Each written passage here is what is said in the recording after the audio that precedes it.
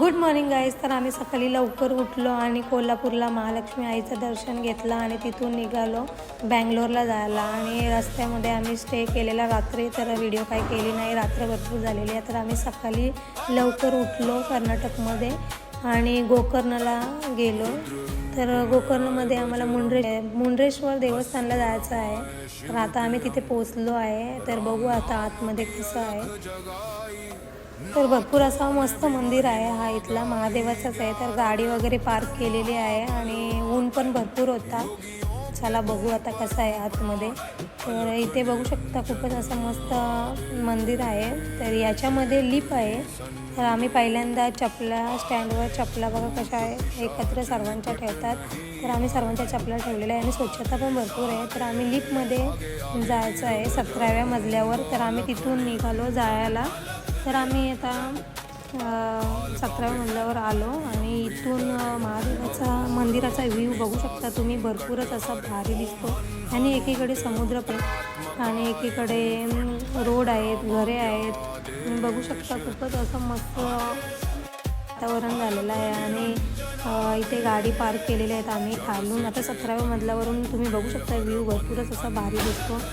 अशा प्रकारे आम्ही शूट केलेला आहे आणि नंतर मंदिरामध्ये जायला आम्ही चाललेलो. तर इथे पाय वगैरे धुवून घेतले सर्वांनी.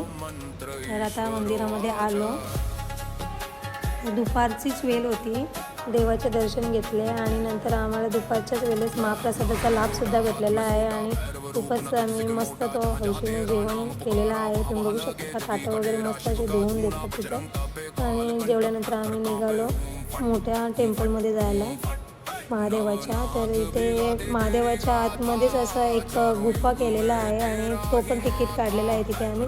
आणि त्याच्यामध्ये असं प्राचीनकालीन म्हणजे जे काही कथा घडलेल्या असतील ना मुंड्रेश्वर देवस्थानच्या विषयी, त्याचं चित्रीकरण इथं मूर्तीमध्ये केलेलं आहे. तर आम्ही तो बघत आम्ही सगळ्याकडे गेलेलो आहे आणि तुम्ही बघू शकता. तर याच्यामध्ये असं कोणाला यायचं असेल तर नक्की या. इथे खरोखरच खूपच मस्त असं इथला देवस्थान आहे. तर अशा प्रकारे तिथून आतमध्ये आणि या महादेवाच्या आतमध्ये हा चित्रीकरण केलेलं आहे. तर नंतर आम्ही तिथून निघालो ऑन द वे. पाऊससुद्धा आम्हाला रस्त्यामध्ये भेटलेला आणि ऑन द वे आम्ही निघालो म्हैसूरला जाण्यासाठी. तर रस्त्यामध्ये आम्ही मच्छी वगैरे घेतलेली बनवायला आणि रात्र पण भरपूर झालेली. रूम लवकर भेटला पण नाही आणि फायनली रूम भेटला.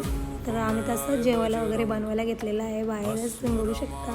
तर इथे मच्छी वगैरे केलेली. आम्हाला सी फूड रेसिपी बनवायची होती, तर इथे आम्ही सर्व साहित्य आणून ठेवलेलं आहेत आणि अशा प्रकारे आमचा सी फूड रेडी झालेला आहे. आणि